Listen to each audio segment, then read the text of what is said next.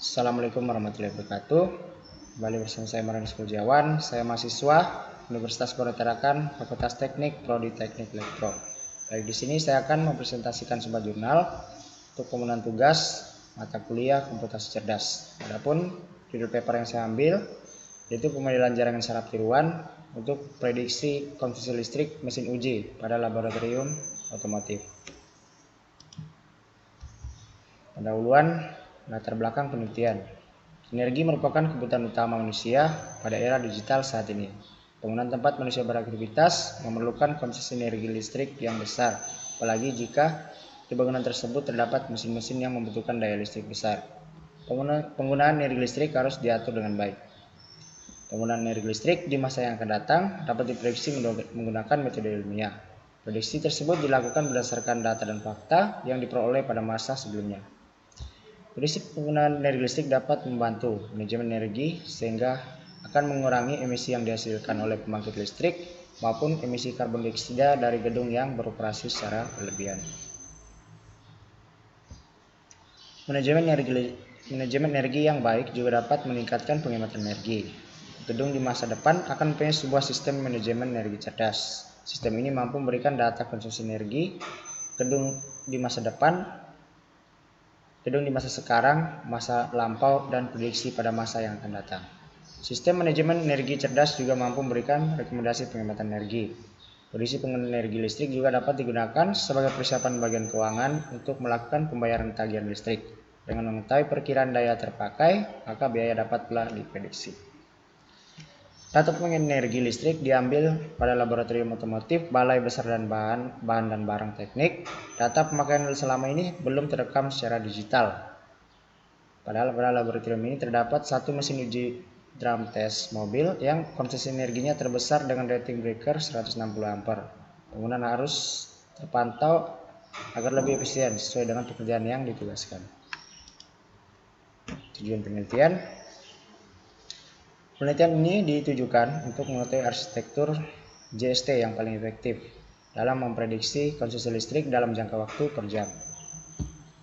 Manfaat penelitian ada 3. Yang pertama, mengetahui bahwa algoritma back propagation dapat digunakan sebagai metode prediksi berdasarkan pada data sebelum kejadian. Yang kedua, mengetahui berapa beban di masa yang akan datang sehingga membantu penyedia energi listrik untuk mempersiapkan sumber energi listrik yang memadai.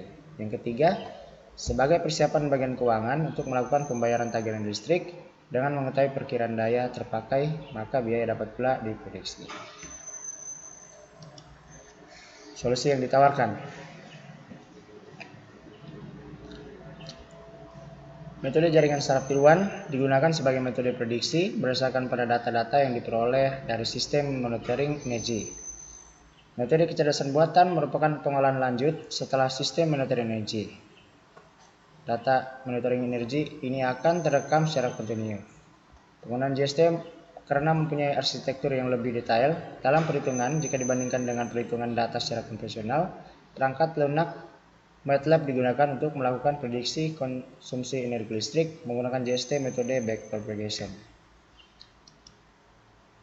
Bahan dan metode.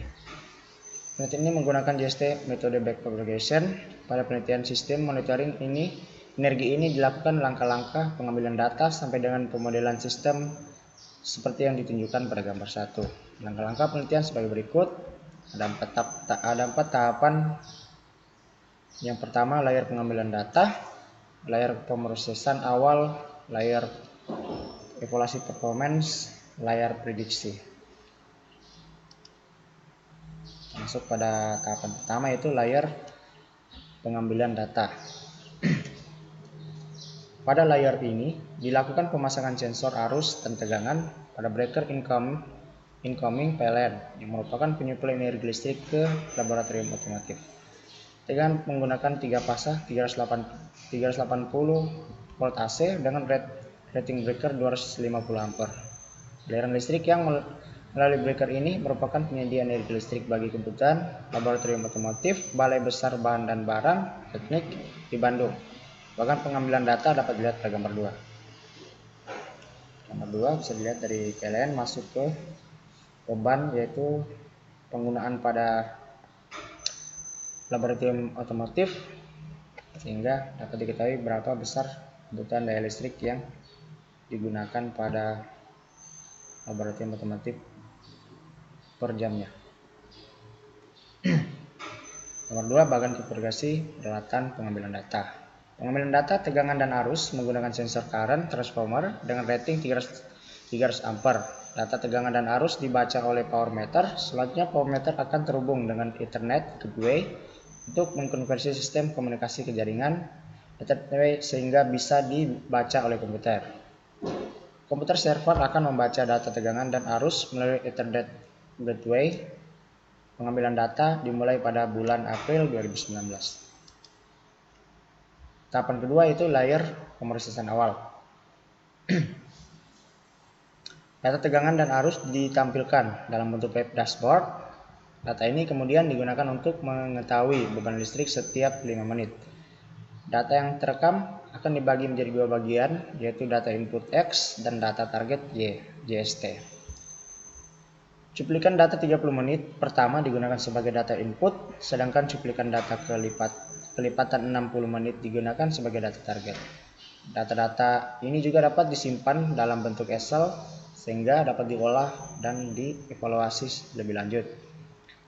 Data akan diamati sesuainya. Jika missing value ditemukan, maka digunakan metode yang diperbolehkan untuk menggantikannya.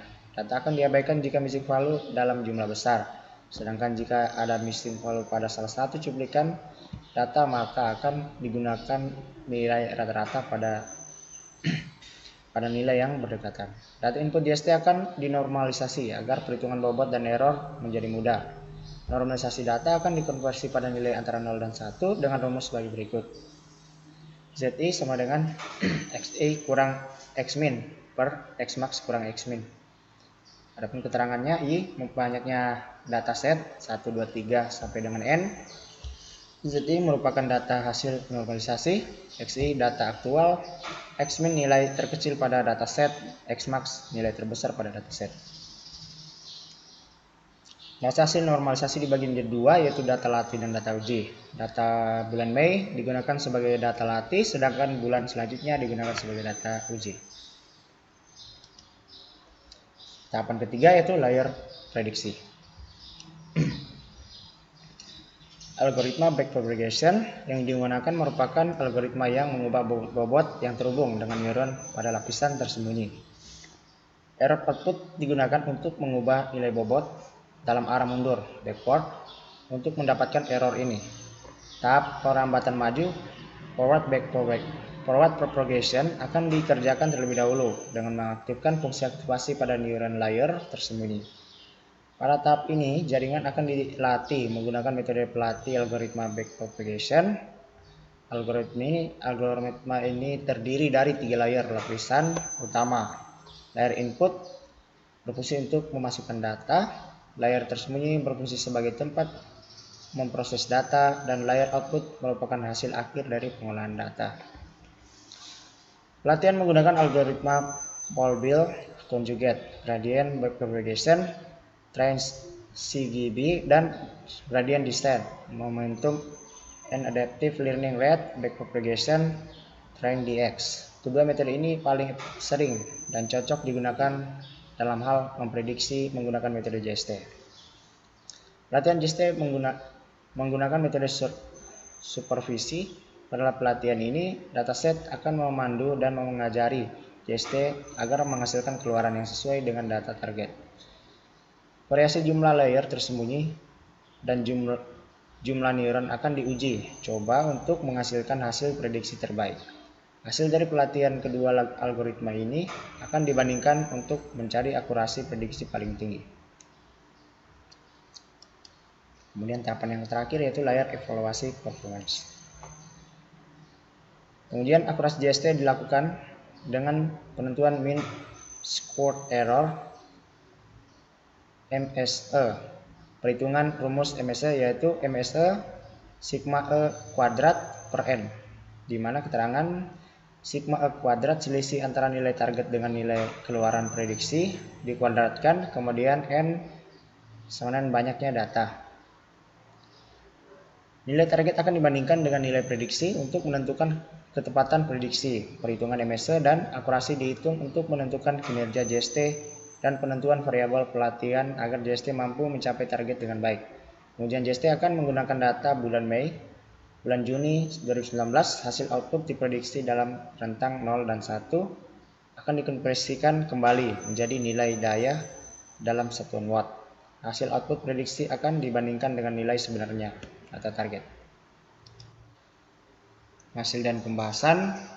Pada tahap pengambilan data diperoleh data seperti pada gambar 3, 4, 5, dan 6. Cuplikan setiap 5 menit sekali untuk setiap aktivitas pengujian mesin uji, sehingga ketika tidak ada aktivitas pengujian daya listrik akan dianggap sebagai nol.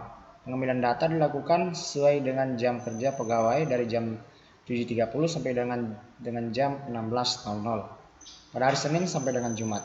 Dataset target ditentukan per jam, yaitu untuk jam 8, 9, 10, 11, dan seterusnya. Berikut untuk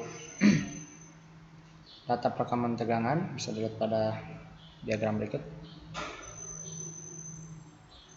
Ini tegangan tertinggi yang diperoleh itu sekitar 394 volt pada jam 6.50. Begitupun untuk arusnya, data perekaman arus sebesar 11, kira-kira 11 ampere pada jam 6.45. Nah, ini untuk data perekaman power factor dan juga data perekaman daya. Bisa dilihat, bisa dianalisa sendiri. Kita lanjut. Dataset JST diperoleh dari bulan Mei, diperoleh dari bulan April, Mei, Juni, dan seterusnya. Data ini tergantung dari order pekerjaan pada mesin laboratorium. Data sampling 30 menit pertama digunakan sebagai data input X1, X2, X3, X4, X5, dan X6, sedangkan data pada menit ke-60 digunakan sebagai data target, seperti pada gambar 10. Pada bulan April 2019 diperoleh 858 cuplikan data setelah diolah. Penggunaan Excel menghasilkan 70 pola input dan target. Pada bulan Mei 2019 menghasilkan 134 pola input dan target. Pada bulan Juni 2019 menghasilkan 27 pola input dan target. Data cuplikan bulan Mei 2019 ditampilkan pada gambar 3, 4, 5, dan 6. Gambar 10 menunjukkan data input dan target setelah proses normalisasi. Salah satu arsitektur jaringan yang digunakan dalam pemilihan JST ditunjukkan pada gambar 7. Sini ada input, hidden layer, bobot hidden layer. Nah, di sini ada bias, kemudian outputnya masuk ke output layer. Ada bobot, ada juga bias, kemudian menghasilkan output akhir.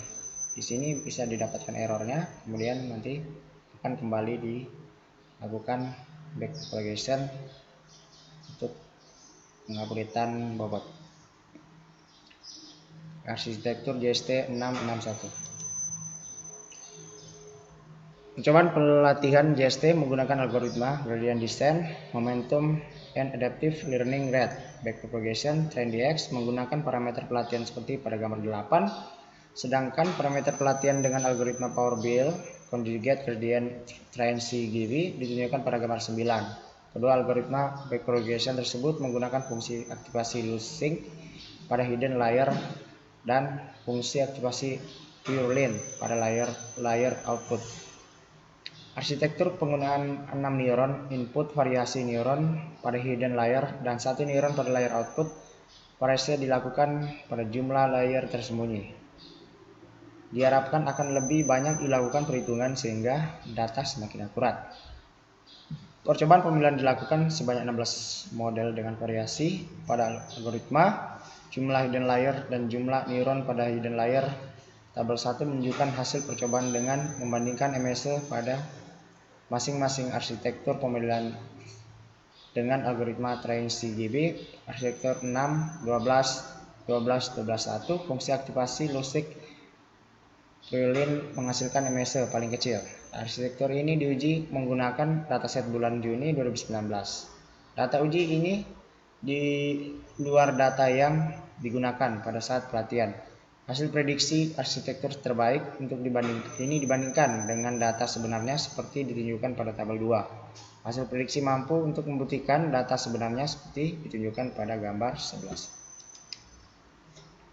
Berikut tabel 1 hasil percobaan pemodelan JST. Bisa dilihat sini di kolom algoritma yang digunakan. Kemudian input neuronnya 6, hidden layer, jumlah hidden layer terbesar 16. Kemudian neuron 16, terbesar 16 ini 12. Kemudian neuron outputnya 1 semua. Mohon maaf, untuk neuron hidden layernya itu terbesar 20. Kemudian fungsi aktivasi seperti pada pembahasannya menggunakan luciferin. Kemudian nilai MSE errornya yang didapatkan terbesar di sini 0,0004642.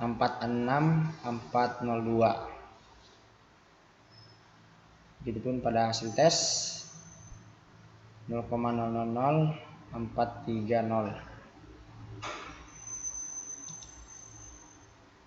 Nah, di sini parameter pelatihan TrainDX karena menggunakan 2 parameter tadi. Nah, TrainDX pada penelitian sebelumnya masih melakukan percobaan prediksi daya harian menggunakan metode backpropagation dengan hasil train CGB menunjukkan paling optimal. Rata-rata error 5,81% pada pengujian data selama 1 minggu. Nah, ini untuk train CGB-nya, parameter pelatihan train CGB. Nah, sini pola input JST. Nilai normalisasi bisa dilihat sini. Ada pola-pola beberapa dari pola 1 sampai 9. Kemudian sebelah dataset untuk power besar daya perbandingan hasil prediksi data dan data real.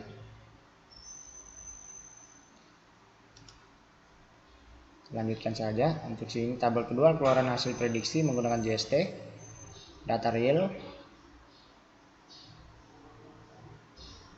galat atau error terbesar di sini.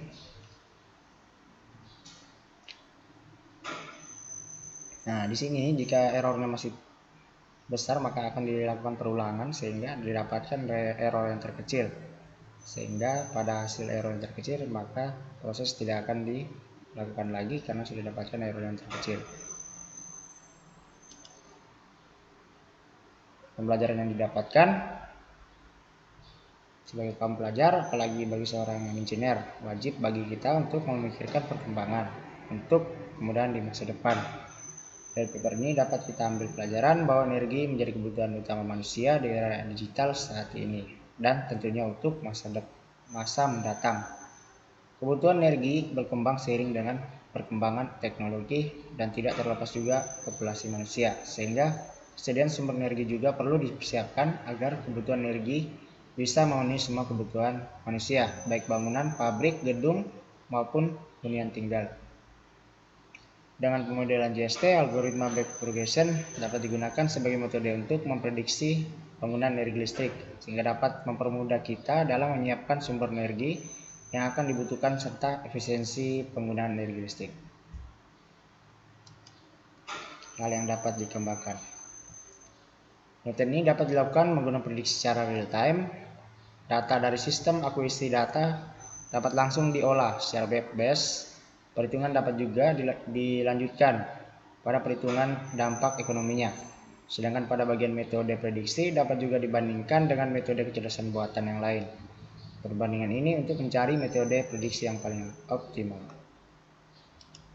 Kesimpulan dari hasil pemodelan JST dapat disimpulkan bahwa algoritma backpropagation dapat digunakan sebagai metode prediksi berdasarkan pada data sebelum kejadian. Pada kasus penelitian ini didapatkan logaritma TransCGB arsitektur 6-12-12-12-1 dengan fungsi aktivasi Lussig dan Friulin mampu memberikan hasil prediksi yang paling optimal. Penggunaan dataset latih dalam jumlah banyak akan makin baik. Dalam proses pelatihan JST, makin banyak pola yang digunakan dalam pelatihan akan membuat JST makin mudah dalam mengingat pola, input, dan target. Data bulan Mei 2019 yang memiliki paling banyak pola digunakan sebagai data latih JST sehingga dapat dilakukan pengenalan dengan menghasilkan MSE 0,00043. Daftar pustaka selesai. Sekian presentasi dari saya, kurang dan lebih mohon dimaafkan. Semoga bermanfaat. Assalamualaikum warahmatullahi wabarakatuh. Salam.